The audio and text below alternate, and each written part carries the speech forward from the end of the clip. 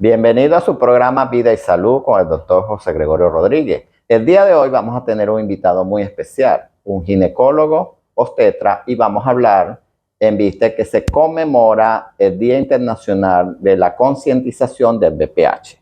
Para ello tenemos al invitado Aníbal Colmenares, que estará con nosotros en breves momentos.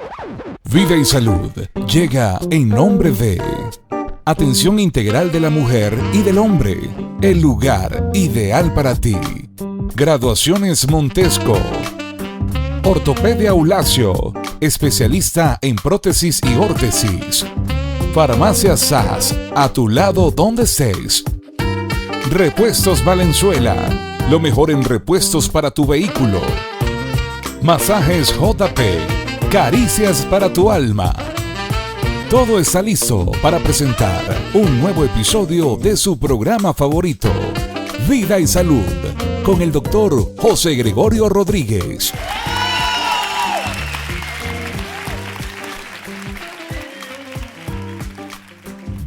Ya contamos con la presencia del invitado del día de hoy, como es el doctor Aníbal Colmenares. Y lo tengo aquí porque justamente se conmemora el Día Internacional de la Concientización del BPH. Aníbal, bienvenido. ¿Cómo estás? Gracias, José. Muchas gracias, de verdad, por la invitación. Excelente, de verdad, honrado de estar acá contigo. Y bueno, vamos a conversar de un tema bastante interesante. Así es, pero antes de entrar en materia, vamos a quitarle el título al doctor y de ginecólogo obstetra y vamos a hablar la parte humana. Como lo hemos venido realizando en otros programas, lo importante es que ustedes también conozcan la parte y la esencia del ser humano, en este caso de Aníbal. Y ya le quito el título de doctor, lo llamo Aníbal. Y eso lo hago porque ya tenemos una confianza de años que me permite tutearlo y me permite indagar sobre el lado humano de este invitado. Aníbal, ¿tú eres larense o eres barquisimetío? Bueno, soy larense, pero no soy de Barquisimeto. Ok, ¿de qué parte de...? Nací en un pueblito llamado Duaca, pues. La Perla del Norte, ¿no? Sí, señor, la Perla la llaman así. Muy bien. Una vez que tú llegas aquí a Barquisimeto, de Aduaca, ¿qué te motivó a ti estudiar medicina y después de eso tomar la rama de ginecología y obstetricia? Mira, toda la carrera de medicina yo creo que fue mera casualidad, toda, pero nosotros decimos casualidad, creo que siempre hay algo escrito ahí, pero fue que decirte que fue algo planeado, no. En realidad, medicina fue un tema que salió como cualquier tipo de joven que una vez que sales de bachillerato y quieres comerte al mundo y dices, ¿y ahora qué? Entonces, esa era una de las razones. Se presentó la oportunidad por un amigo, no fue por más nadie, que me gustaba mucho el tema. De hecho, yo hice un semestre de biología en el pedagógico porque me gustaba esa rama de la ciencia y un amigo me dice, mira, en Coro hay la oportunidad de estudiar medicina. Vámonos. Y así fue, de la noche a la mañana. Desde tercer año de la carrera yo quería ser internista, definitivamente. Desde tercer año de la carrera dije, yo quiero ser un internista y quiero ser un internista y quiero ser un internista. Una vez que me gradué, una ventaja que teníamos allá precisamente en Coro es que podías hacer tus rurales y tus actividades en tu zona, pues. Entonces, de hecho, por eso vinimos acá a Lara. Y a mí me toca ir a Carora, donde hice mi artículo 8, ¿no? Y estando allí, se abre la oportunidad de una residencia asistencial, que es como una preparación previa para el tema del posgrado. Y por mera casualidad, el más acoplado era obstetricia. Por dos razones. Una primera particular, hice mucha afinidad con los jefes en ese momento y me dijeron, mira aquí, y era el mejor sitio para prepararte mejor para un posgrado. Y esa fue una de las razones. Aparte, tuve mucha gente que me enamoró en la carrera de obstetricia, y no me arrepiento, obviamente, porque me mostró esa dinámica bonita de la obstetricia, donde se hace ciencia, donde se valora bastante a dos pacientes, como es la mamá y el bebé, donde hay una dinámica también importante con el área quirúrgica, entonces hay una dinámica en la emergencia. Entonces esa parte sí me motivó. Obviamente, como te digo, no fue casualidad, sencillamente está escrito, pero yo no lo sabía en ese momento. Así es. Y fue que estuve. De hecho, cuando presento en el posgrado, precisamente yo soy egresado de la escuela, bueno, donde el doctor da clase, ahí en el Pastor Oropesa, fue también, de hecho fue presente porque generalmente no se oscilaba que tú salieras de artículo 8 y inmediatamente presentaras. Eso no era lo que se oscilaba No. en esa época. Tenías años de preparación. Había gente que duraba 4 o 5 años preparándose en una residencia asistencial para un posgrado. Y yo dije, bueno, voy a presentar, tocar la puerta no es entrar. Eran 6 cupos y quedé número 6. Bueno, Quedé fíjate. por en sí, y creo que eran milésimas, 0.25 por el número 7. Y entonces, así fue. Entonces, es como te decía, sencillamente, yo no lo sabía, pero en definitiva estaba escrito. Obstetricia, de verdad que es una de las mejores carreras del mundo, aparte de la oncología. Pero realmente obstetricia, no me arrepiento sin duda de la decisión de mi carrera. Creo que ha sido una gran oportunidad de aprendizaje, de enseñanza, de ese lado humano, de verdad que sin duda ha sido extraordinario. Excelente. Entonces, vamos a continuar con el lado humano del invitado. ¿Color favorito? El azul, Ok. ¿Color que tú no te colocarías por nada del mundo porque no va con tu personalidad? color que no me coloco, será un fucsia, probablemente. Ok. Sí. ¿Alimento favorito o comida favorita? Mira, la comida japonesa me gusta bastante. Y comida que tú no comerías por nada del mundo porque no va contigo. Parece mentira y de Lara, el aguacate. No puedo comer el Wow. aguacate, no sé por qué. Mi mamá tenía matas de aguacate, había aguacate por todos lados. Crecí en una familia donde todo el mundo le gusta el aguacate, a mí no me gusta el aguacate. Y las propiedades que tiene el aguacate. No sé. No. Lo como de guasacaca, algo así, pero decir que me va a comer el aguacate como mucha gente, sí, agarra una arepa, le mete una aguacate. No, no. Ah, bueno, ya lo sabemos. Fíjense, tomen datos. ¿Fragancia favorita? Fragancia favorita, lavanda. Bastante agradable. ¿Olor o aroma que te trae recuerdos cada vez que lo percibes? Podría decirte de muchos olores que me recordarían la emergencia de la obstetricia, pero bastantes olores ahí que podrían ser. Ok. Está bien. ¿Te gustan los deportes? Sí, sí. ¿Cuál practicas o practicabas? Bueno, sigo practicando. Ok. Practico un día, descanso 7. Estamos en esa época. Practico mucho el voleibol y el básquetbol. Ok. Veo que también en tus tiempos libres te gusta y te inclinas por los Boy Scouts. Sí, ¿Estás scout. activo en eso? Sí, soy miembro scout desde hace más de 25 años.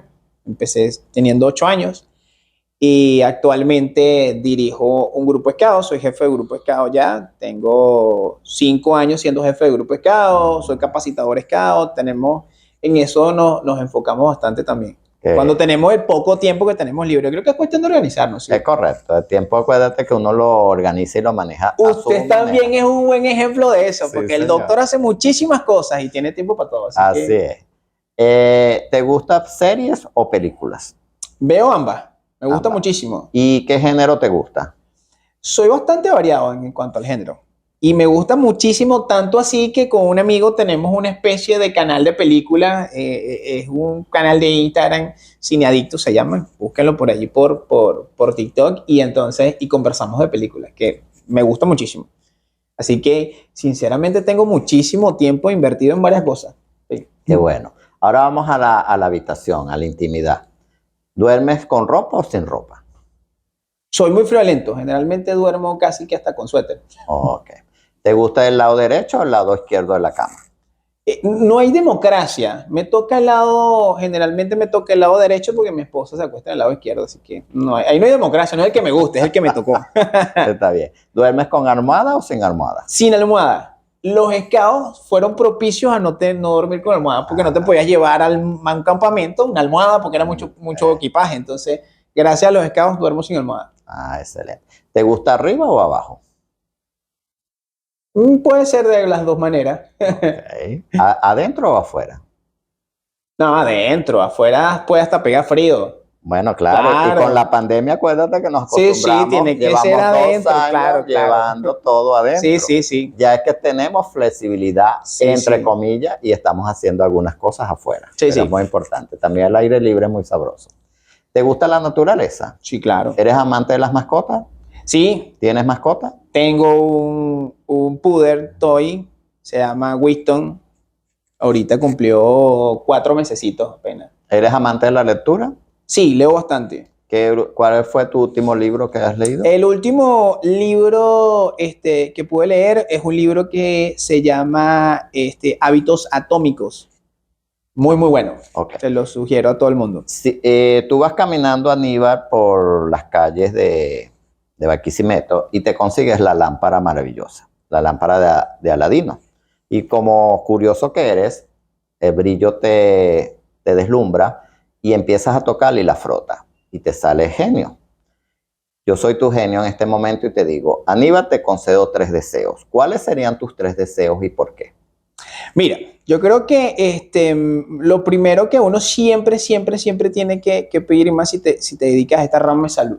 Ok. Tu primer deseo, salud. Definitivamente Te concedo salud, pues. cuando tengamos salud vamos a tener todo. Tu segundo deseo. Creo que mi segundo deseo sería, por supuesto, tener tiempo de compartir con la familia. O sea, ese compartir, soy muy familiar y que eso no se acabe, realmente también es importante. Te concedo el segundo deseo. ¿Y el tercer deseo? El tercer deseo sí sería más general, más general, no tanto hacia mí. Y yo pediría en un tercer deseo la reconciliación que tanto necesitamos en este país.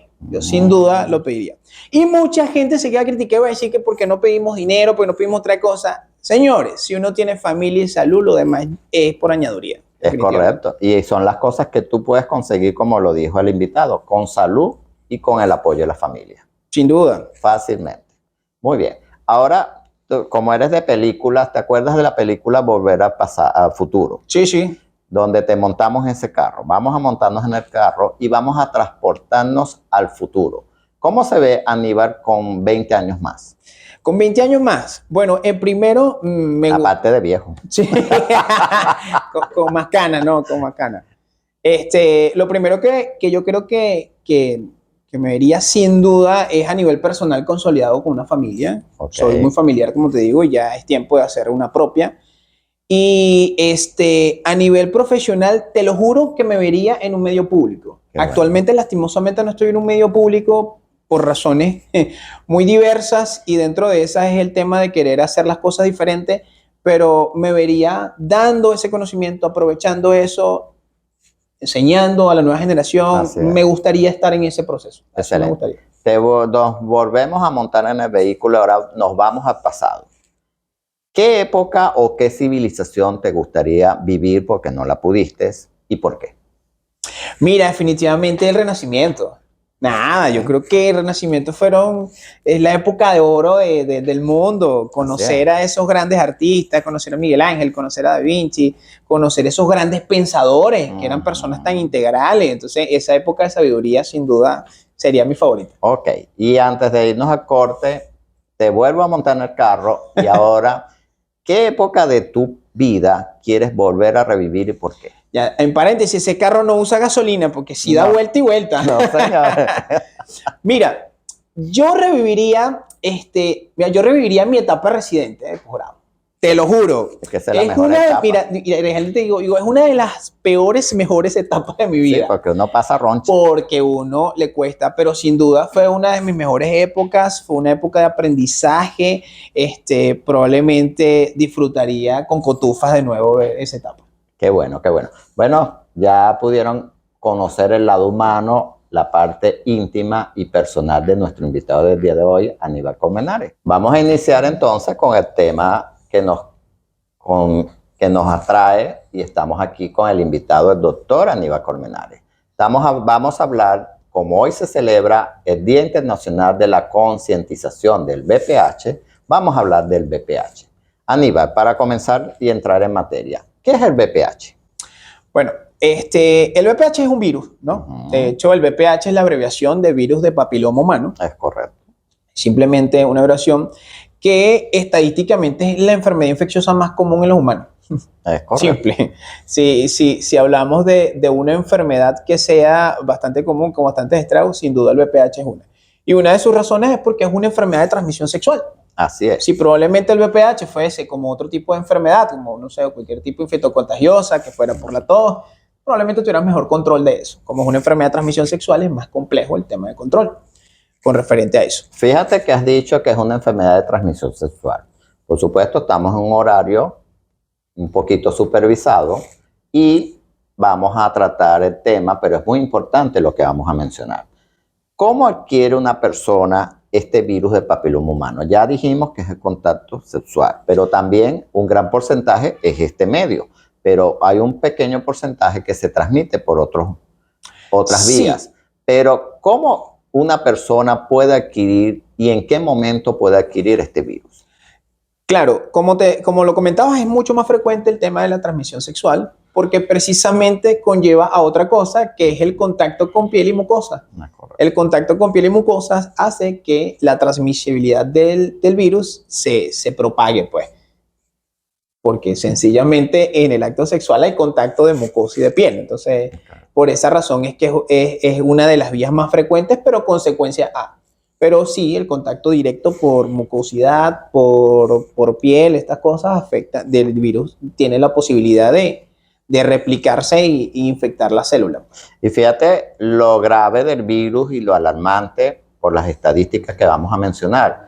El contacto nada más de piel a piel, dos personas sin ropa se abrazan, se acarician y eso ya puede una de las personas que tenga el virus pasárselo a la que no lo tiene. Entonces es muy importante, señores, a la hora de realizar el contacto íntimo.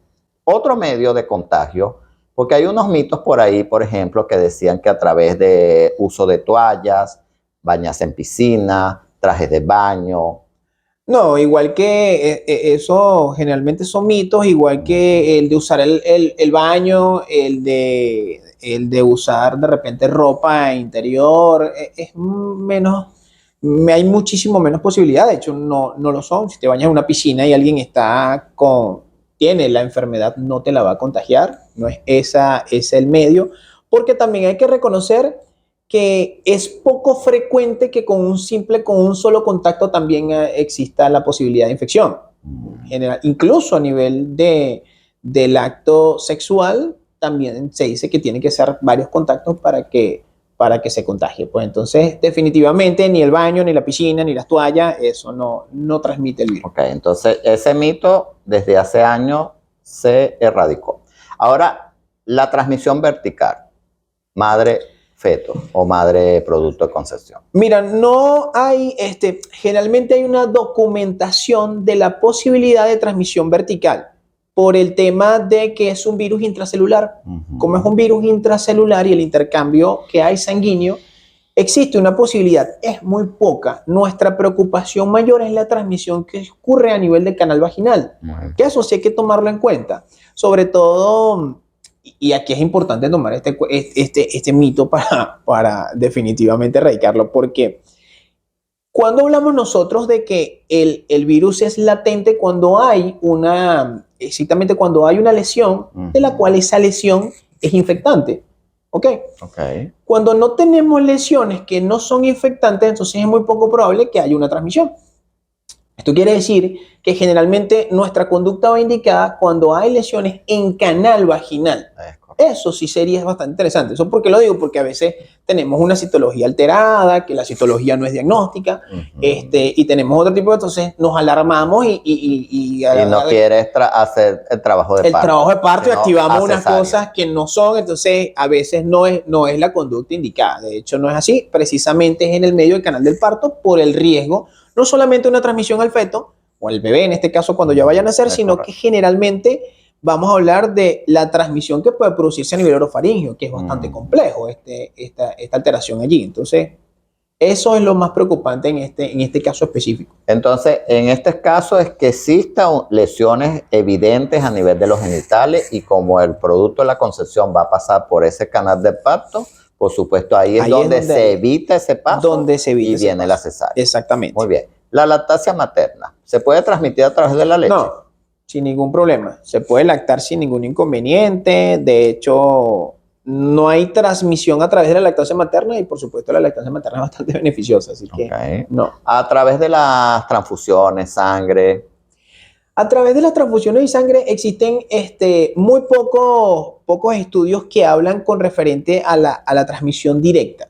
Ok. Sigue teniendo un tema de debate y controversial por un tema de que, como lo comentamos, el virus es intracelular. Entonces, es probable que existan virus intracelulares que no se vean en los estudios de screen completos. Sin embargo, hace poco estaba leyendo unos estudios bastante interesantes que hablaba de que efectivamente el sistema inmunológico después de cierto tiempo erradica el virus, que antiguamente no lo hablamos. Antiguamente decía, señor, usted se va a ir a la tumba con su VPH allí. Entonces, no, actualmente se habla que después de cierto tiempo, con un buen sistema inmunológico, debería ser erradicado el virus. Entonces, es bastante interesante. A través de ese proceso de transfusiones y esas cosas, no hay estudios controversiales. Si existiese, es muy poco riesgo lo que se podía producir a través de ese tipo de contacto. Ok, entonces en conclusión, el medio de transmisión, el 90 y pico % es contacto sexual. Sigue siendo contacto sexual. Piel a piel. Debe haber intercambio de fluidos en estos casos. Una vez que ya tenemos el virus, existen varios serotipos. ¿Cuáles serían? Hasta el momento se describen más de 200, 240 serotipos. Sí, señor. ¿Cuáles serían los que más le tememos a nosotros? Fíjate, lo que lo comentas es importante porque hay que aclararlo. Hay varios serotipos. Es una familia muy grande, es una familia numerosa.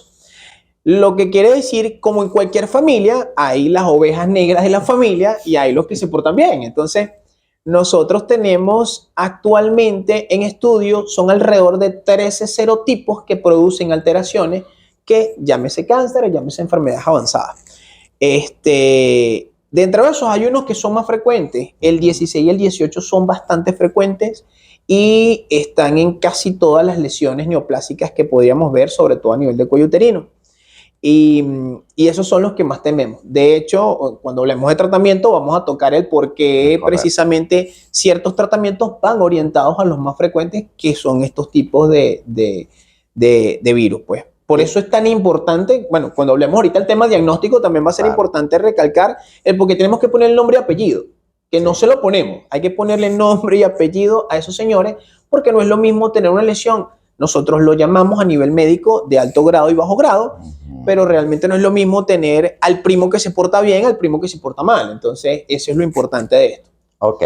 Y los que no se portan bien, aparte de los que hablaste del 16 y 18, que son los que oncogénicamente producen más riesgo de cáncer, tenemos unos que producen las lesiones visibles, las lesiones cutáneas en las mucosas. ¿Cuáles son esos?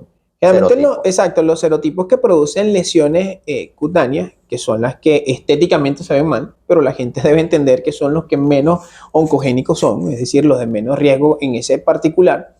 Estamos hablando del 6, el 11, son serotipos que producen lesiones que estéticamente se ven mal, que podrían producir algo de síntomas en unas primeras etapas como prurito, picazón, algunas molestias, pero a nivel oncogénico que vayan a proliferar o a llegar a un cáncer, es menos del 2%, son ese tipo de lesiones. De hecho, como te comenté, precisamente por eso, por la frecuencia, es que van orientados el tratamiento.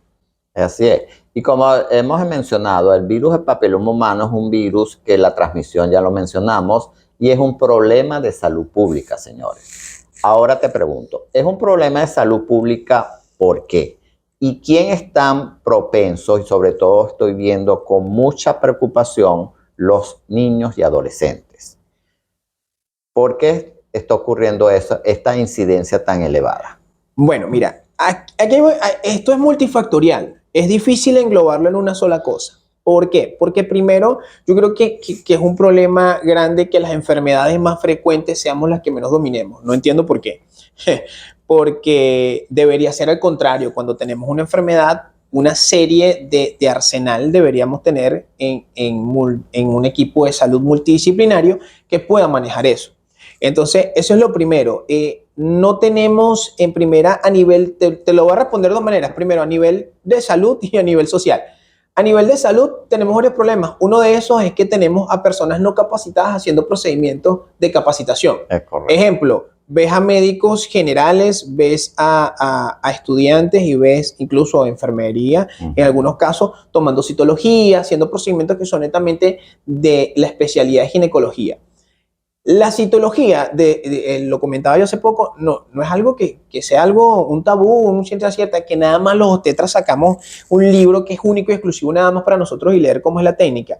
No es así, pero somos los más capacitados porque hacemos citología todos los días. Adicional, hay un tema de experiencia importante que ya tú, con nada más la inspección a nivel de ese cuello uterino, tú dices, mire señora, está extraño, vamos a hacerle una colposcopia, vamos a ir más ahondado.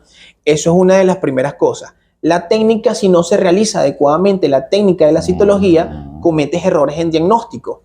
Eso también es importante. Y otra cosa que también es importante, el resultado. Que cuando llega el resultado a las manos de estos especialistas en salud, de estos trabajadores de salud, entonces no saben qué hacer con el paciente y cometen el error de decir, no, ya está bien, o no sé. Entonces empezamos con esta primera falla que se puede producir a nivel de salud que no puede ser. Otra cuestión que sí deberíamos tomar en cuenta, aparte de esto, es de repente lo difícil que un paciente tiene para adquirir esta consulta con un especialista.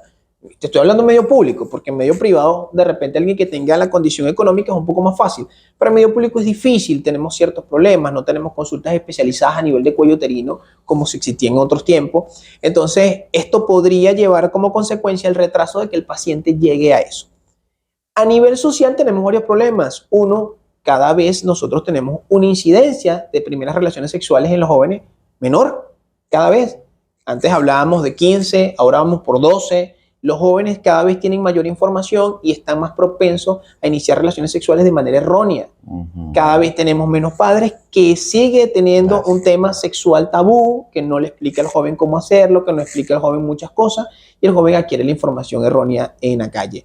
No tienen información, antes teníamos a nivel de las instituciones públicas de estudio, una información de salud, de sexualidad y esta serie de cosas. No existe esto y por ende muchos jóvenes, es increíble, yo tengo en la consulta jóvenes que salen embarazados a los 14 años porque creen que en su primera relación sexual no se sale embarazado. O sea, a ese nivel, en un mundo tan informativo, en un mundo con tanta información, tenemos personas que no tienen esa información porque sencillamente no se les da. Entonces, todo esto que conlleva a un incremento en este tipo de enfermedades. A un incremento adicional a este problema, también el BPH, si no tienes una verruga como tal, no da síntomas. Y si no da síntomas, cuando da síntomas es demasiado tarde. Entonces, el que sea una enfermedad que curse en su gran mayoría sintomática, también hace que las personas no vayan a su control adecuado, no se chequen. Entonces, eso lleva a que la enfermedad adquiera cada vez más herramientas y más oportunidades de trabajar, pues. Ok, fíjense que entonces hemos mencionado cosas importantes que en el próximo bloque vamos a aclararlo, sobre todo lo que dijiste a lo último. Este es un virus que muchas veces el gran porcentaje es asintomático, tú eres portador, no manifiestas ninguna enfermedad y sigues contagiando a las personas. ¿Cuándo empiezas a ver enfermedad? Cuando tienes las verrugas, las típicas verrugas, o cuando empezamos a tener los cambios cancerígenos que más adelante vamos a conversar. Vamos a una pauta comercial y ya regresamos. En la tendencia de hoy tenemos un musical o una canción que salió hace unos meses, como es la canción de Shakira, motivo de su separación con su pareja, el futbolista Piqué. Esa canción ha traído revuelo y ha movido y ha generado cosas positivas y también cosas negativas. Vamos a analizar cuáles son las cosas positivas que ha traído la canción.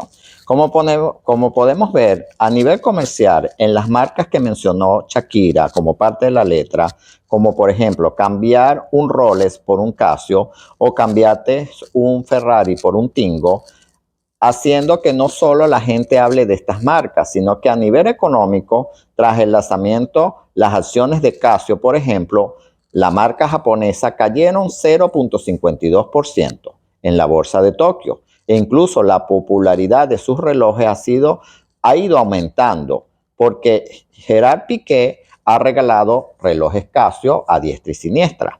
La marca suiza Rolex no cotiza en ningún mercado de valores y está valorada en 9.042 millones de dólares. Las acciones de Ferrari registró un aumento de 2.08% en sus acciones. Las acciones de la empresa francesa Twingo elevó su valor a 0.62%. Ahora, desde el punto de vista psicológico, el despecho es lo que se menciona aquí, es la base de la canción. Además, que expresa su ego, donde se evidencia la infidelidad y que rompe ese contrato entre la pareja. Genera un trauma difícil de gestionar por las mentiras. La mujer herida por la ruptura, donde los sentimientos de tristeza y de ira son expresados. Repercusión en la frase que menciona: las mujeres antes lloraban, ahora facturan. Es sentido de que antes la mujer estaba relegada y ahora emprende y es una mujer luchadora, es una mujer que de una y de otra cosa la mujer puede llorar y facturar para así lograr superar la situación y pasar la página de las adversidades. Eso sí, no hay que tener prisa en superarlo, pero debes utilizar la herramienta y profesionales para que te ayuden en esta situación. De lo malo, ver lo positivo. La situación de conflicto amoroso hizo que Shakira sacara esta canción en conjunto con estrategias de marketing, donde se logra el objetivo, ser tendencia, llama la atención de las personas y aumenta las ventas y ganancias económicas, lo cual fue una actitud positiva para la cantante y todo su equipo de trabajo. Por eso que detrás de una situación difícil en nuestra vida existe algo bueno y positivo que debemos buscar para aprender a evolucionar como seres humanos y no volver a tropezarnos 2 veces con la misma piedra. Ya saben, detrás de algo negativo en nuestras vidas tenemos que buscar lo positivo y es lo que hizo la cantante Shakira. Un conflicto amoroso, una ruptura amorosa hizo que ella viera la vida de otra manera y facturara en vez de quedarse llorando. Ya esta es la tendencia del día de hoy. Ya saben, detrás de algo malo siempre hay cosas positivas en nuestra vida. Continuamos con nuestro invitado, el doctor Aníbal Colmenares, y el tema, el BPH. En el bloque anterior mencionamos que es una enfermedad que por lo general es asintomática, casi no manifiesta. La persona lo tiene y no sabe que lo tiene, pero lo contagia, lo transmite de uno a otro. ¿Cuándo sé yo o cómo sé yo que tengo el virus del papiloma humano? Si ya dijimos que es el contacto sexual y la gente a lo largo de su vida siempre va a tener un contacto sexual. ¿Cómo sé yo que ese virus está en mi cuerpo y qué manifestaciones me va a dar ese virus? Mira, como lo hemos comentado, la mayoría cursa asintomático. Hay síntomas subjetivos, generalmente, y hablamos solamente es a nivel de la mujer, porque el hombre generalmente es asintomático en su gran mayoría. Síntomas subjetivos como flujos persistentes, que los cuales, a pesar de utilizar el tratamiento, no mejoran. Eso es... Pero fíjate un detalle importante, y mujeres que nos escuchan y que nos ven. Flujo persistente. Porque ustedes eso no le dan importancia, tienen un flujito y muchas dicen es que yo siempre he sido flujona, vamos a decirlo así, yo siempre he tenido flujo desde que me desarrollo, pero ese flujo persistente, el tipo de flujo, porque una cosa es que tú tengas flujo y otra es las características de ese flujo. Sí, claro, el flujo que es transparente, que no tiene olor, que no tiene ninguna otra sintomatología, es el que hablamos de que es normal, producto de la ovulación. Vamos a llamarlo como de fisiológico. Ajá. Pero cualquier otro que no tenga esas características no son iguales. Además, también tenemos un problema que la paciente se automedica. Entonces no sabemos si es que se está colocando el tratamiento inadecuado o que precisamente se está colocando el tratamiento que es y ha sido persistente el tratamiento. Entonces, eso sería subjetivo, pero generalmente produce asintomático. La manera de saberlo es por medio del diagnóstico. Eso es definitivo. Y el diagnóstico debe ser hecho con los 3 pasos que está establecido en la mayoría de la literatura, que es el diagnóstico. Que es la citología, la colposcopia y en definitiva el anatomopatólogo, que es la biopsia. Es correcto. No existe otra manera, no podemos, que son errores también importantes que hay que tomar, que a veces la citología nos dice que tenemos una célula subjetiva de BPH y tenemos muchos colegas o dentro del área de la ginecología o fuera de esa área que dicen, no, vamos a tratarlo.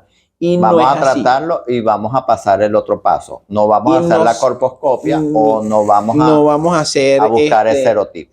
No vamos a buscar la biopsia y por supuesto no lo tipificamos. Y eso es erróneo porque, por ejemplo, una de las cosas importantes de hacer 2 cosas con el tema de la biopsia es uno que le hace el análisis de DNA y te dice cuál es el serotipo, le ponemos el nombre y apellido a ese ciudadano, sabemos si es el primo bueno o el primo malo. ¿Por qué? Porque si yo tengo un primo malo, yo tengo que ser más agresivo en el tratamiento. Eso es importante. Y otra cosa que es importante con la biopsia, que nos habla sobre todo a nivel de la mujer, a nivel del cuello uterino, nos dice en qué etapa está la enfermedad, sobre todo a nivel de profundidad del cuello uterino. No es lo mismo tener una lesión que esté en la capa superficial del cuello uterino a que esté en la capa profunda. La conducta varía. De hecho, la mayoría de los tratamientos que hacen los colegas dentro de sus consultorios o dentro de sus particulares están diseñados a las dos primeras capas del cuello uterino. Es decir, si una paciente tiene una lesión a nivel de la tercera o cuarta capa del cuello uterino, no hizo nada. Diría como dice un amigo, hicimos fue ridículo. Perdió dinero, perdió tiempo valioso y no curó la Y la paciente. enfermedad está avanzando. Exacto. Entonces, por eso hay que hacer la biopsia para que me diga, está en esta etapa de la enfermedad. Y por supuesto hay que hacer el estudio para que me diga, este es el nombre y el apellido del ciudadano. Ok. Aparte del flujo que ya dijimos, flujo persistente, ¿qué otros signos y síntomas puede detectar una persona y acudir inmediatamente? Mira, con referente al tema de la etapa inicial de BPH, sería nada más eso. Cuando tenemos otro tipo de características como dispareuria, que es dolor al tener relaciones sexuales, sangrado postcoital, que bueno, que es importante decirlo que cuando tenemos esos síntomas estamos hablando de una enfermedad que probablemente esté avanzada, pero que muchas pacientes creen que es normal. No es normal. Usted cuando tiene relaciones sexuales lo debe disfrutar, no le debe doler, no debe sangrar, porque eso es lo fisiológico. Entonces, si tenemos un sangrado posterior a relaciones sexuales, eso no es normal. Si tenemos un sangrado anormal, también a nivel de que creemos, ¿no? Que tengo la regla. Que te salgas de tu ritmo normal. Que te salgas de tu ritmo no es normal, hay que irnos a estudiar. Y por supuesto, la recomendación siempre es el tema de la prevención. Tenemos actualmente con los estudios que citología, colposcopio, biopsias y todas estas cosas, la posibilidad de detectar casi el 99% de las patologías de cuello uterino. O sea, casi la totalidad. No es la totalidad porque estadísticamente no podemos tomar todo, pero casi la totalidad de las lesiones en su primera etapa. De hecho, la gente dice, no, que vamos a hacer este tipo de, no, si es una lesión, eso está diseñado para detectar lesiones preinvasoras. Okay. Antes de que estemos hablando de un cáncer, antes de que cualquier cosa. Para eso está diseñado eso. Ahora te pregunto, las lesiones cutáneas, que también son las que alarman a las personas y es la que se tratan en el momento que aparecen. ¿Cómo serían las características de esas lesiones cutáneas? Bueno, en primera instancia es como es una lesión verrugosa, es una lesión que generalmente está endurada, es verrugosa, podría o no sangrar, depende y puede producir síntomas. A veces no produce síntomas, a veces produce picazón, a veces produce esta serie de cosas. Y que aparece y desaparece, es lo otro. Pues exactamente, aparece y desaparece. ¿Sabes qué es bastante frecuente ver ese tipo de lesiones en pacientes embarazadas? Ajá. Es bastante frecuente y se debe al sistema inmunológico. En el momento de una paciente embarazada donde el sistema inmunológico baja, puede aflorar este tipo de lesiones. Entonces es bastante frecuente verlo, pero sí está asociado al tema del sistema inmunológico. Puede aparecer, puede desaparecer. Realmente se dice que es como un coliflor cuando es abundante. Entonces son características. ¿Dónde la podemos localizar esas lesiones? Esas lesiones generalmente se localizan en cualquier parte del cuerpo. Sí, en cualquier área donde tengamos piel podríamos localizarla. De hecho, también es bastante frecuente que las personas lo tengan en los brazos, en otro tipo de cosas. En las manos. Pero las personas le causan más ruido cuando son a nivel genital. Es correcto. Es cuando y en las mucosas. Y en las mucosas, por supuesto. Porque también hay que reconocerlo. Puede dar en la lengua, puede dar en la garganta. ¿Sí? En el esófago. Porque también en el ojo. En el ojo. Es importante tomar en cuenta el rol de un especialista en patologías cervicales o el rol que un especialista debería tomar en cuenta en referente a eso. Porque incluso nosotros deberíamos ahondar en un paciente con este tipo de enfermedad cómo es su actividad sexual, porque es importante, claro. Es variado, no es lo mismo que estemos hablando, hay actividad sexual anal, oral, entre otras cosas, y esas actividades uno orienta a qué estudios vas a hacer. Entonces, eso es lo importante de tomar en cuenta cuando hablamos de esta enfermedad. Ok. Una vez que ya detectamos las lesiones, que ya sabemos que tienes el virus del papiloma humano, ¿cuál sería la consecuencia más temida de este virus? Bueno, por supuesto que la consecuencia más temida es el cáncer. Ajá. Estadísticamente el 99% de los cánceres, por no decir 100, porque de los cánceres hay un BPH que fue la etiología, fue el que lanzó la chispita ahí para que se encendiera el candelero. Correcto. ¿Y dónde lo podemos localizar ese cáncer? ¿Solamente el cáncer en cuello uterino o hay otros tipos de cáncer que tú has visto? No, hay otro tipo de cáncer, como le decía, depende mucho también de la conducta sexual, pero cáncer a nivel orofaringeo, a nivel de la faringe, cáncer a nivel rectal, a nivel anal, que produce cáncer, por supuesto, incluso cáncer a nivel de vulva, que puede producir, que es bastante frecuente, y el cáncer cervicuterino, que también. Y podemos tener otro tipo de cáncer, depende de la conducta sexual del paciente, pero puede proliferar incluso en cáncer de piel, este tipo de cosas que pueden ser bastante dolorosas porque sí, es una enfermedad bastante prevenible. Claro, cáncer de pene, cáncer de esófago, cáncer de vejiga. O sea, que en general el virus del papiloma humano no solo te produce cáncer de cuello uterino, señores, te puede ocasionar cáncer a hombres y mujeres en cualquier parte de tu cuerpo. Sí, incluso hay estudios que hablan de la posibilidad a nivel de próstata, que puede estar también metido un VPH. Sí. Entonces es muy importante. Ahora vamos a hablar un poquito de tratamiento. ¿Cuándo se trata y cuándo no se trata el virus del papiloma humano? Buena pregunta. También hay mucha controversia con referente a eso. Nosotros tenemos un consenso, el consenso venezolano de cáncer de cuello uterino 2011. O sea, no tan nuevo, no salió ayer, 2011. Y está diseñado, yo siempre le digo a los de posgrado, así, ¿te acuerdas del libro ese amarillo que dice? Bueno, yo digo, ese está diseñado para eso, precisamente para que todos habláramos el mismo idioma y todos tratáramos al paciente igual. Simple. Y lo ventaja es que te dice, si el paciente es de esta característica, usted hace esto. Te dice clarito qué hacer. Lo primero que nos dice el consenso, que es importante resaltar, que todo paciente debe saberlo, es que la citología en los inflamatorios moderados y severos no son normales. Eso es lo primero que te dice el consenso. No son normales. Ok, no tenemos una patología, no te dice, por supuesto que no te está diciendo que tienes alguna cosa extraña, pero te está diciendo, profundiza más el seguimiento de esa paciente. Entonces, que tenemos muchísimas pacientes con estos inflamatorios. Yo siempre estoy inflamada. Sí, siempre estoy inflamada y el doctor no, él te dice qué hacer con ese tipo de pacientes. Claro. Y lo segundo es que hay ciertas características y no todo VPH se debe tratar. ¿Ok? Por supuesto, actualmente estuvimos hace poco en unas jornadas de actualización donde hablaban que incluso lesiones tipo NIC2, cuando el primo es del primo bueno, no se trata y maneja una conducta expectante, que es bastante interesante. Por eso es importante ponerle nombre y apellido a ese negocio. Claro. Entonces, lo primero que hay que entender es que cuando tenemos una paciente con una lesión de VPH que incluye un LIE de bajo grado, ¿verdad? Que es una lesión de bajo grado, esas lesiones en una paciente joven, en edad fértil, con un buen sistema inmunológico, lo ideal es hacer un seguimiento. ¿Okay? Lo ideal es hacer un seguimiento citocolposcópico y valorarla y ver por qué fisiológicamente debería salir de la enfermedad. Cuando nosotros hablamos de que no debería salir de la enfermedad cuando es persistente por un año. Okay. Eso es una de las cosas que hay que tener, que todo el mundo cree que VPH es igual a tratamiento, ¿no? Y no necesariamente tratamiento. Podemos manejar tratamientos con inmunoestimuladores, tratar de mejorar los hábitos alimenticios y observar, porque lo importante de esto es el seguimiento que se le debe dar a la paciente. Si tenemos, en este caso, un VPH persistente, entonces es el momento cuando nosotros tratamos. O si estamos enfrente del que se llama un NIC1, NIC2, que son LIEs de alto grado, que dependen, generalmente te da el diagnóstico, es la biopsia, porque te va a decir en qué grado de profundidad está la lesión. Y por supuesto, no todo es una receta de cocina. Bueno, el doctor siempre lo dice también. No todo es una receta de cocina.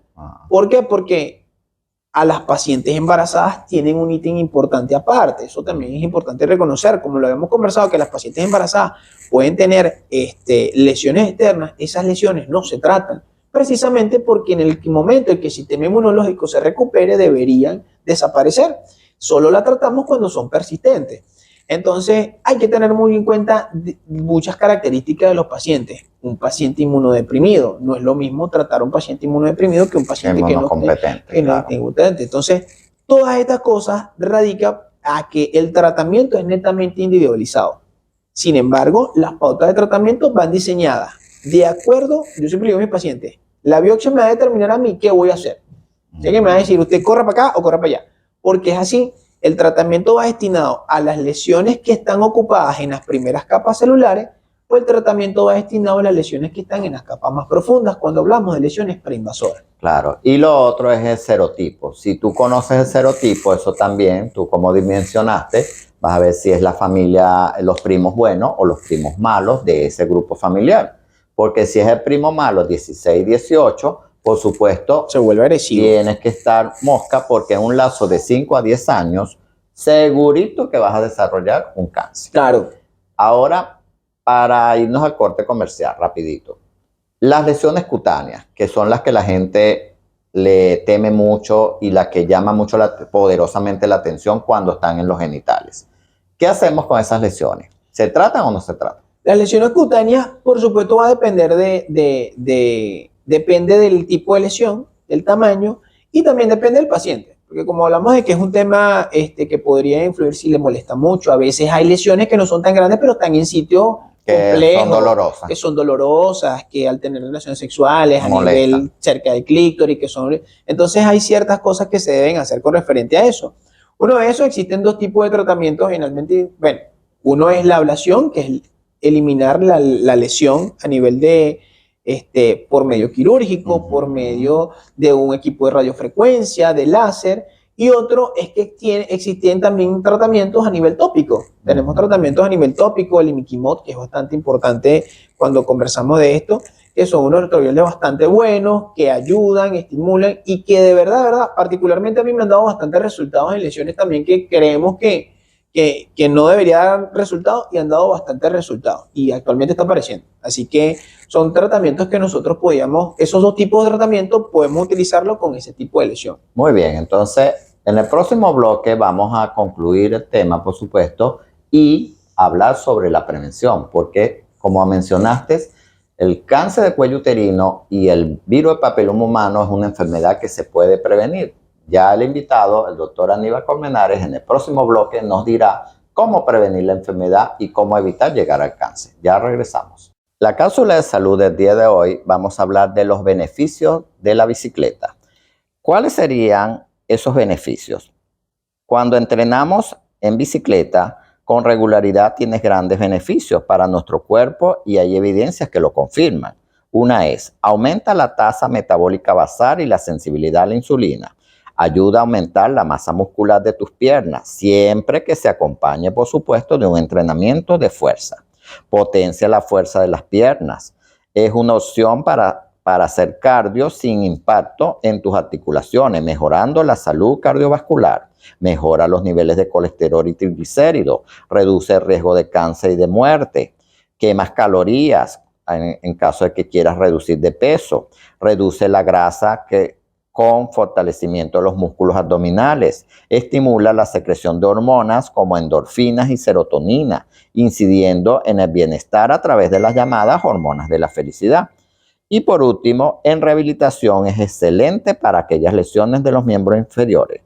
Ya en vista de todo lo que hemos mencionado, ya sabes que la bicicleta es una opción por todos los beneficios que te ofrece a nuestro cuerpo. Anímate a pedalear y verás los cambios que va a experimentar tu vida.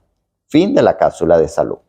Para concretar el tema y reunir las recomendaciones y las conclusiones, es una enfermedad que se puede prevenir. Sí. Es una enfermedad que puedes evitar. ¿Cómo puedes prevenir el contagio del virus del papiloma humano? Bueno, el contagio, definitivamente solo existen dos maneras de prevenirlo. Uno, o no tienes relaciones sexuales, está difícil, mucha gente no lo va a hacer. Y otro es que el único método anticonceptivo que tenemos actualmente para eso es el preservativo. Ok. No existe. De hecho, hablamos del 95%. Pero te pregunto, ¿es confiable y es efectivo el uso de preservativos para evitar el virus del papiloma humano? Bueno, hablan de un 95-97%. Bueno, tiene un porcentaje bastante Entonces, importante. Señores, usar preservativo. De hecho, lo que en el caso de los masculinos, lo que pasa es que no te cubre completamente todo, ¿no? Porque Y el preservativo, estamos hablando, porque la gente pensará puro hombre, preservativo hombre. Pero en las mujeres, el preservativo femenino también previene. sí, el preservativo femenino también previene. Okay. Y hablamos de lo mismo. Lo único que como el preservativo no cubre todas las zonas genitales, entonces hay un contacto a nivel allí que ese es el porcentaje que no cubre, pues. Okay. Pero sí, actualmente es eso. Adicional a eso, tenemos una herramienta bastante importante que no solamente está dando resultados, bueno, aquí nos está dando pocos resultados, pero hay otros países donde ya está dando resultados importantes, que es la vacunación. Correcto. La vacunación es bastante importante, está llegando al país. Lastimosamente está llegando en medio solamente a nivel privado, pero como te comentaba, hay países donde el esquema de vacunación ya incluye las vacunas contra el VPH. Y estas vacunas están diseñadas para los principales serotipos. Tienen un estudio actual de 10 años, pero es porque no hay más nadie, no hay de 10 años para allá. Entonces es importante porque lo que se está creyendo es que es de por vida, que no hay refuerzo, que debería ser una sola dosis, cumplir tu esquema y listo. Entonces es bastante importante con referente al tema de las vacunas porque te protege contra los principales serotipos, los más frecuentes. Ok. Entonces, ahora vamos a hablar de la vacuna, porque si una enfermedad tiene una vacuna, es que se puede prevenir y se puede evitar la enfermedad. sí, señor. Existen 2 vacunas en el mercado. En Venezuela, lamentablemente, tú lo acabas de decir, no está dentro del esquema obligatorio de vacunación como países como Colombia, Brasil, Estados Unidos, y para de contar, donde sí estrictamente todos los niños y niñas a partir de cierta edad, que ya nos vas a decir quiénes se benefician, deben vacunarse contra el virus del papiloma humano. ¿Cuáles serían los 2 tipos de vacunas que existen y que están llegando de manera privada a Venezuela? Están llegando, o sea, son 2 tipos de vacunas y sencillamente es por la cantidad de serotipos. Tenemos nombre comercial 4, que habla sobre los 4 primeros serotipos. Nonavalente y pentavalente. Que, habla, que es sobre 9 serotipos, ¿no? Y estos, la ventaja es que no solamente trata las lesiones, los cancerígenos, como vemos que son importantísimos, 18, 16, sino que también nos habla de los frecuentes que producen verrugas, que producen condiloma. Entonces, es bastante útil con referente a esto. O sea, que tenemos la vacuna que me va a cubrir 4 cepas o 4 serotipos. 2 cancerígenos o oncogénicos, como son el 16, 18, y 2 que me cubren los no oncogénicos. Los no oncogénicos. Como son el 6 y el 11. Y la que me cubre las 9 serotipos. Aparte de estos 4, porque incluye estos 4, sí, hay 5 más. Los menos frecuentes, pero que son oncogénicos, habla del 33, que es bastante importante. Son menos frecuentes, pero también oncogénicos. Entonces tiene también del grupo de los malos y de los buenos, pero los menos frecuentes, los que van de segundo lugar, tercer lugar. Y que son como los intermedios en cuanto a lo bueno o malo. Exacto. Y que también hay que estar mosca porque hay estudios que han demostrado que estos serotipos que cubren la vacuna, que no son los oncogénicos 100%, conllevan en un futuro a desarrollar también cáncer. Sí. Ok. ¿Quiénes se benefician de la vacuna? Bueno, mira, es bastante importante e interesante cómo de verdad muchas personas necesitamos tener más información. Y eso es porque como no ha llegado de manera efectiva, la información es compleja. Lo que se dice en el esquema de vacunación actual es que deberían ser niños de 9 años que empezamos a utilizar la dosis. ¿Por qué? Porque el tema de las relaciones sexuales, que ya vamos por 9, ¿no? Es correcto. Que vamos cada vez más bajo, es que lo ideal para que tengamos un 100% de efectividad de la vacuna es que no haya tenido relaciones sexuales, no haya tenido contacto con el virus, ¿no? Esto es lo que queremos. Entonces, niños de 9 años, las niñas podrían llegar hasta las 19 y los niños hasta los 15, que es la edad promedio donde se cree que ya estos niños aún no han tenido relaciones sexuales. Esa es la idea de colocar, ese es el idóneo. Sin embargo, cualquier persona podría colocarse la vacuna. Pero a cualquier edad. Por ejemplo, yo de 57 por eso, años me puedo ahora, poner mira, la vacuna. Es controversial ese tema porque hablamos con referente a eso. Ahora, ¿por qué es controversial? Porque incluso hay estudios que hablan de que si el paciente tuvo VPH debería colocarse la vacuna. Es correcto. ¿Por qué? Porque tú tuviste, estamos hablando también estudiado, ¿no? Tú tuviste un serotipo, supongamos tuviste un serotipo... De los 9 adquiriste uno. El 6. Ajá, adquiriste pero te uno. faltó el 11, el 18, el 16. La vacuna te puede proteger contra 8 más. Entonces, a eso es donde deberíamos apuntar. Pues a pesar de que si tuviste un primer contacto con un serotipo, podría protegerte con otros tipos de serotipo. Entonces, en definitiva, la vacuna debería ser colocada a nivel general. Por supuesto, tenemos una población que es la idónea, pero podríamos colocarla a nivel general. Pero ahí te iba a preguntar. Hasta el momento, como tú mencionaste, de los 9 años en adelante, niños y niñas, para que escuchen bien los representantes, porque como ahora tenemos que generalizar, poner el género a las cosas, entonces niños de 9 años en adelante. Según los estudios, basados en evidencia, hasta los 45 años, ¿no? Después de ahí, todavía no hay un estudio serio, contundente.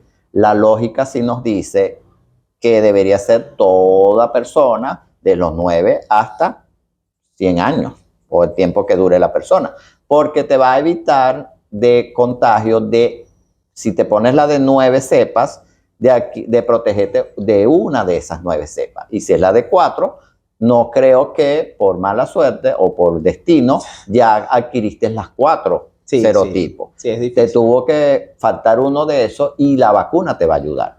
La dosis. ¿Qué dosis se debe colocar? Bueno, dependiendo de la edad. sí, claro, están hablando generalmente los niños ellas vienen precisamente por la colocación de 3 a 2, ¿no? De 3 a 2 dosis que se deben colocar. Los niños mayores de 9 años, incluso de los 12 en adelante, se le coloca las 3 dosis. Okay. Y de los 9 años menores, de 12 a 9, se colocan solo 2 dosis. Con intervalos, son intervalos, porque también es importante. Ahorita tenemos el tema económico, que también podríamos tocarlo, porque es importante tocarlo, porque no es tan económica. Pero es un intervalo, te colocas una primera dosis, posterior 2 meses de esa primera dosis te colocas la segunda dosis, y posteriormente 6 meses te colocas la tercera. Pero entonces, ahí hablamos de niños y niñas entre 9 y los 15 años. Sí, por supuesto. Que se pueden colocar 2 dosis y con eso se va a proteger. Se van a proteger. Después de ahí viene que colocas 3 dosis. Y colocas las 3 dosis. Una al inicio, otra al segundo mes y otra a los 6 meses. La vacuna no es tan económica, pero es necesaria, señores. Entonces, en vez de usted, padre y representante, regalarle a su hijo un celular, cómprele la vacuna. Porque otro mito que hay y otro tabú. Los padres están un poquito reacios a vacunar a su niño o a su niña a partir de los 9 años. ¿Por qué? Porque he escuchado y veo que dicen que eso le vas a dar como la luz verde y lo vas a incentivar a realizar o a iniciarse en la actividad sexual. Y yo les pregunto, padre y representante, ¿es que ustedes creen que su niño y su niña, cuando en cualquier época de su vida, no van a tener su contacto sexual? Ustedes lo que están haciendo con la vacuna no es darle la tarjeta verde para que inicien la actividad sexual. Al contrario, lo vas a proteger para cuando llegue ese momento, que va a llegar en cualquier momento de su vida, ya esté protegido contra eso. Entonces considero muy importante la vacunación y no estás incentivando a la promiscuidad, ni estás incentivando al sexo responsable. Al contrario, va a ser una sexualidad responsable y segura. Sí, en su debido momento, pues no tiene que ser, lo ponemos a los 9, a los 10 va a tener. Y que es impredecible. Claro, estamos de acuerdo con referente. Y es lo que estamos viendo, y por eso el virus del papiloma humano es una enfermedad que es un problema de salud pública y está cada día alarmando más a él como ginecólogo obstetra y a mí como oncólogo, porque yo he tenido pacientes de 16 años con cáncer de cuello uterino. Y esa chica de 16 años con cáncer de cuello uterino, ya lo dijimos, el 90 y pico % el causar es el virus del papiloma humano.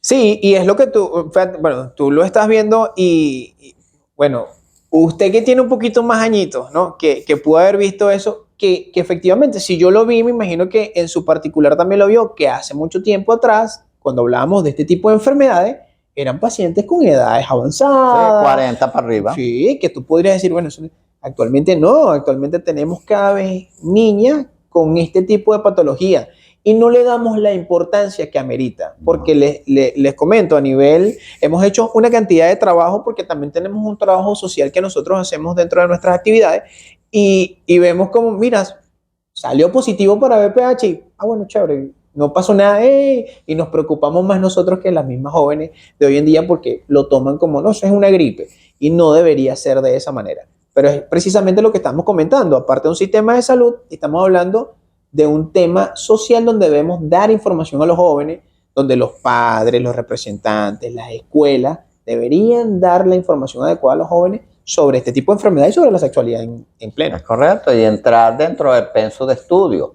Sí, todo colegio debería tener en su penso de estudio una materia que se llame educación sexual donde hablemos de estos temas de manera sencilla, con un lenguaje adecuado, educativo, que nos permita que esos adolescentes, esos niños, cuando inicien su actividad sexual, lo hagan de manera consciente y de manera responsable.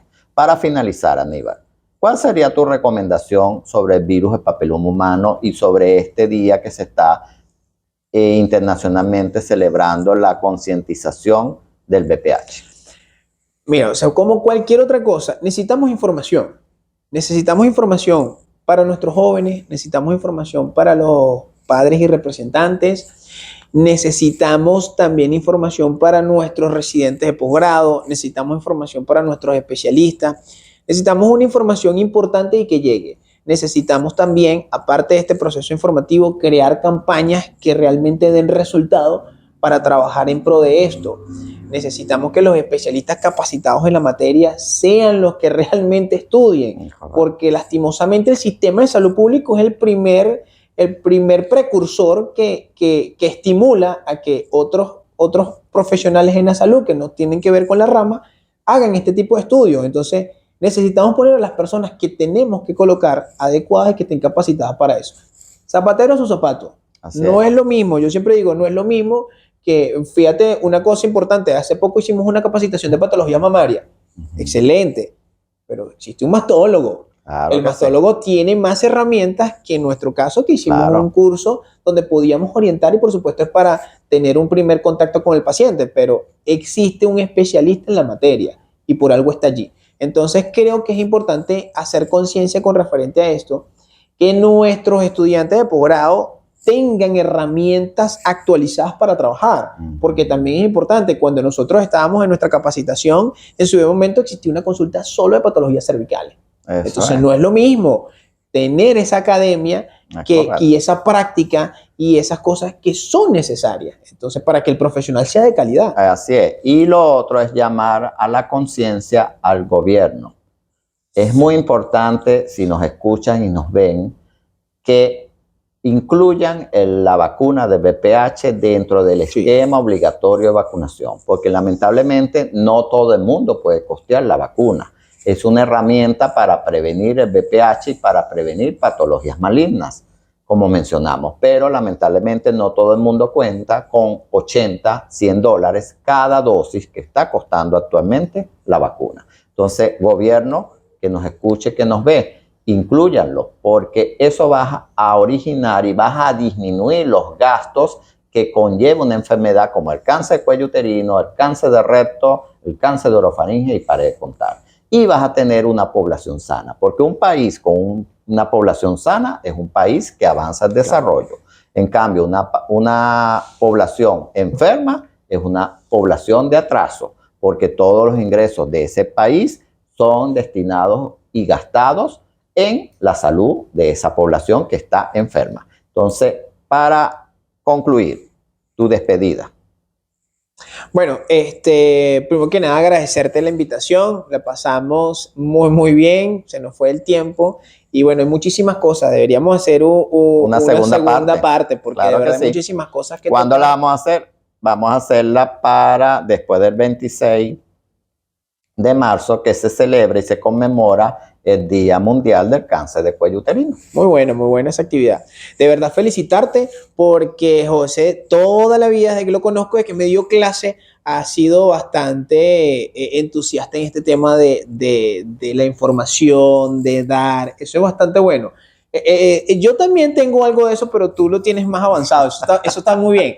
Entonces, bueno, felicitarte, de verdad, es un honor estar acá, de verdad que sí, y por supuesto el mensaje de todas las personas para que precisamente acudan a los especialistas, valoren su salud. Muchas veces dejamos la salud de un lado y es una inversión estar bien por nosotros y por los nuestros. Entonces, creo que la reflexión aquí sin duda sería que fuésemos al especialista de manera adecuada y que tratáramos de mejorar de las mejores condiciones para que precisamente llegáramos a un... Así es. Bueno, mi querido Aníbal, agradecido al equipo de producción, el equipo de trabajo por contar con tu presencia, tu conocimiento y tu tiempo, que es muy valioso para nosotros. Y ustedes, mis queridos radioescuchas y también los que nos ven, ya saben, es muy importante prevenir. La educación delante de todo.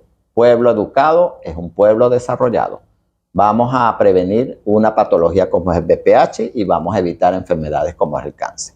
Bendiciones para todos. Espero que este programa lo sigan por 97.5 FM, la estación de Fe y Alegría, de 7 a 8 de la mañana, y en el canal de YouTube Vida y Salud BQTO, programa Vida y Salud con el doctor José Gregorio Rodríguez. El domingo a las 8 de la noche puedes ver todo y analizar esta patología como es el VPH. Bendiciones para todos y nos vemos en el próximo programa. Vida y Salud llega en nombre de Atención Integral de la Mujer y del Hombre, el lugar ideal para ti. Graduaciones Montesco. Ortopedia Ulacio, especialista en prótesis y órtesis. Farmacia SAS, a tu lado donde estés. Repuestos Valenzuela, lo mejor en repuestos para tu vehículo. Masajes JP, caricias para tu alma.